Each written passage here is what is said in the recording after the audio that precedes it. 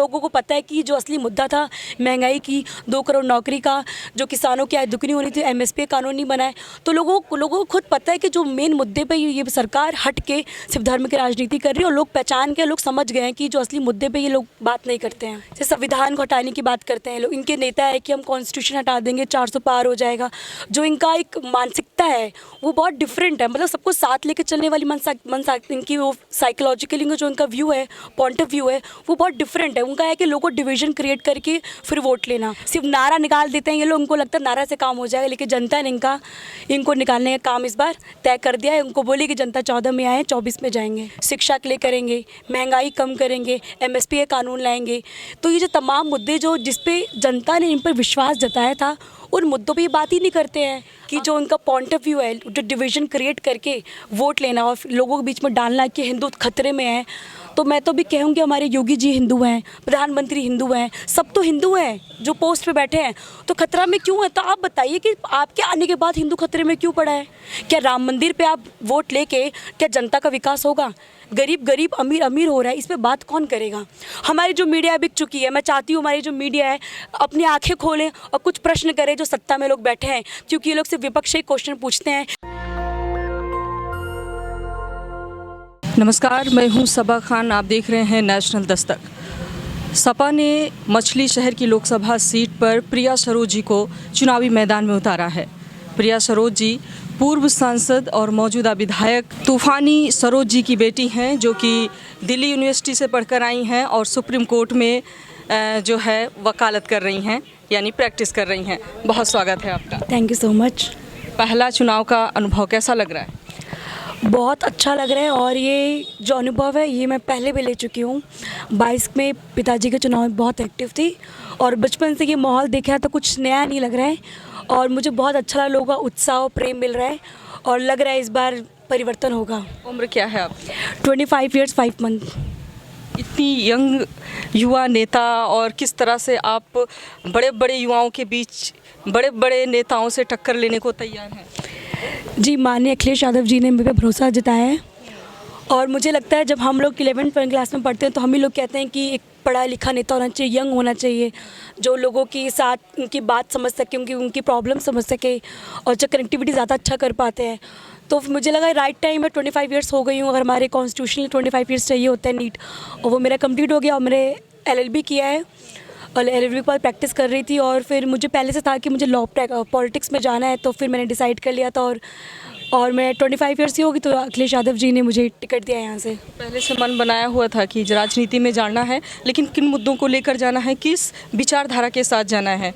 देखिए, हम सोशलिस्ट है, विचारधारा है, और हम बाई बर्थ समाजवादी हैं, और विचारधारा के साथ साथ एक जो हमारा जो यहाँ पे मैं लोगों के बीच में घूमती थी पहले से ही, तो मैंने खासकर महिलाओं में देखा तो उनके बीच में हेजिटेशंस था, क्योंकि वो अपनी बात खुल के रख नहीं पाते थे, कनेक्टिविटी अच्छे से नहीं हो पाती थी। तो मैं जब महिलाओं के बीच में जाती थी तो उनसे भोजपुरी लैंग्वेज में बात करना, कहीं हिंदी में बात करना, तो मुझसे बहुत अच्छा कनेक्ट कर पा रहे थे।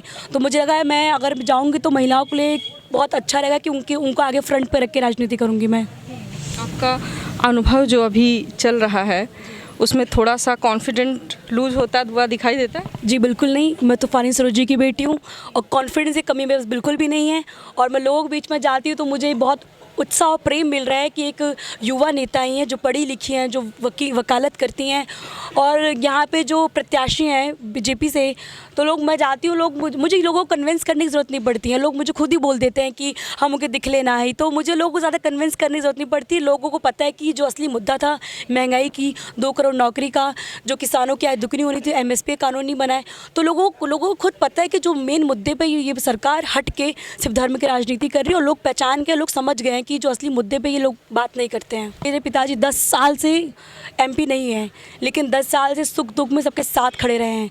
तो आज भी आप कहीं भी जाएंगे तो वो पिताजी को याद करते हैं, भले वो 2014 से नहीं है, लेकिन उन्हीं को याद करते हैं, क्योंकि सबके सुख दुख में साथ में रहे हो।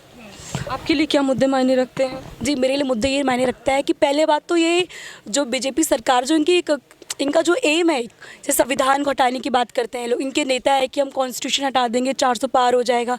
जो इनका एक मानसिकता है वो बहुत डिफरेंट है, मतलब सबको साथ लेके चलने वाली इनकी वो साइकोलॉजिकली जो इनका व्यू है, पॉइंट ऑफ व्यू है, वो बहुत डिफरेंट है। उनका है कि लोगों को डिवीजन क्रिएट करके फिर वोट लेना। तो नारा ही है सबका साथ सबका विकास। आपको लग रहा है विकास हो रहा है सबका? जो नारा था, नारा जो आप लोग दे रहे हैं नेशनल मीडिया पे, बस धरातल पे तो कोई सबका साथ विकास नहीं हो रहा है, सिर्फ अडानी अंबानी का विकास हो रहा है। और मुझे लगता है सिर्फ नारा निकालने में बहुत तेज़ है बीजेपी सरकार।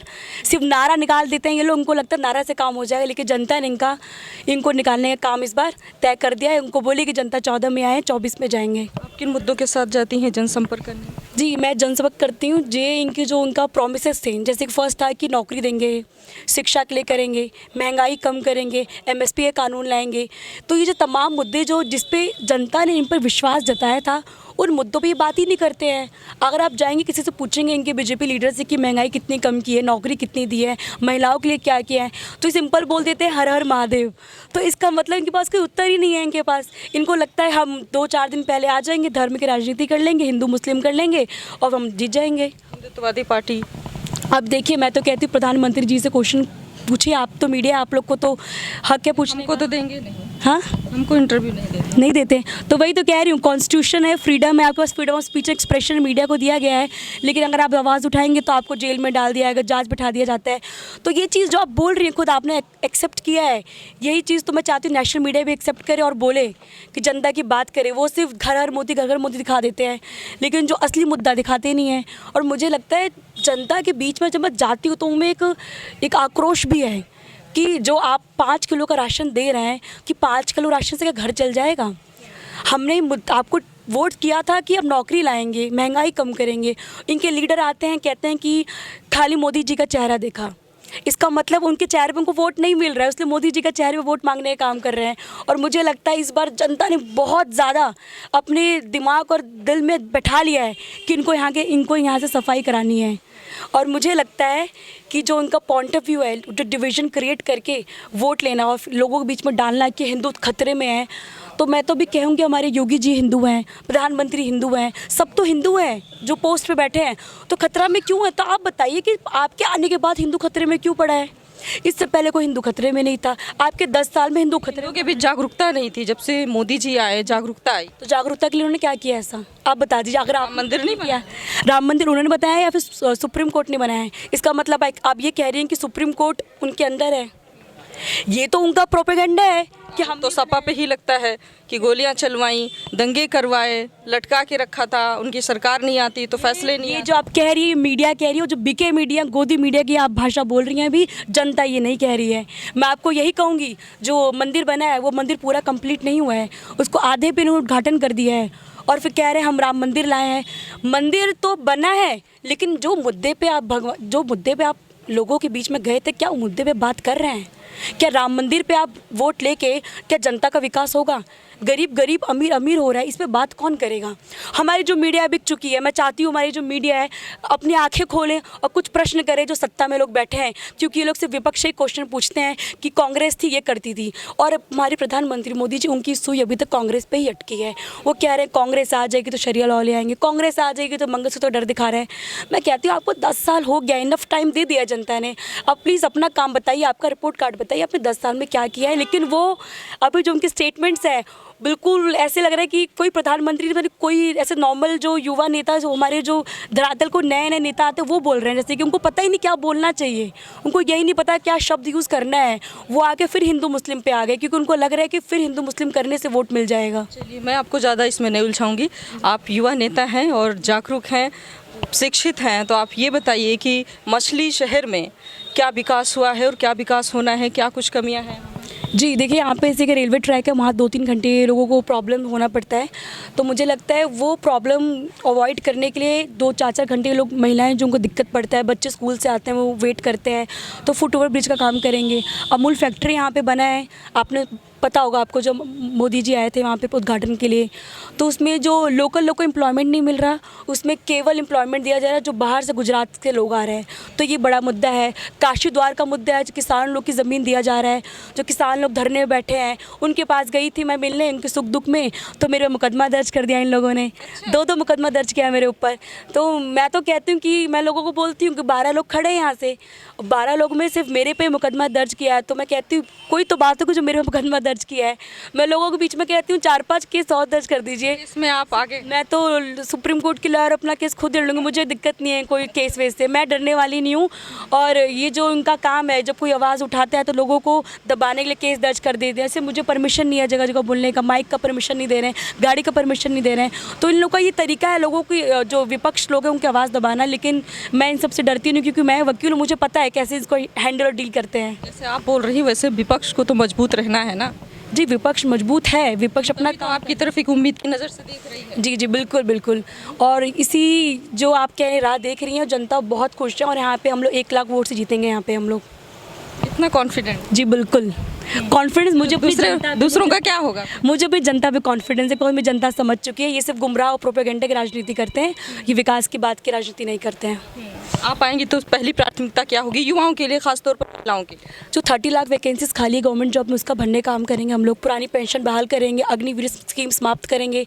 जो पुअर लाइन से नीचे जो वुमेन्स हैं उनको हम 3000 पर मंथ देंगे। तो ये तमाम स्कीम है जो हम लोग लोगों के लिए देंगे, जो हमारे घोषणा पत्र में लिखा है।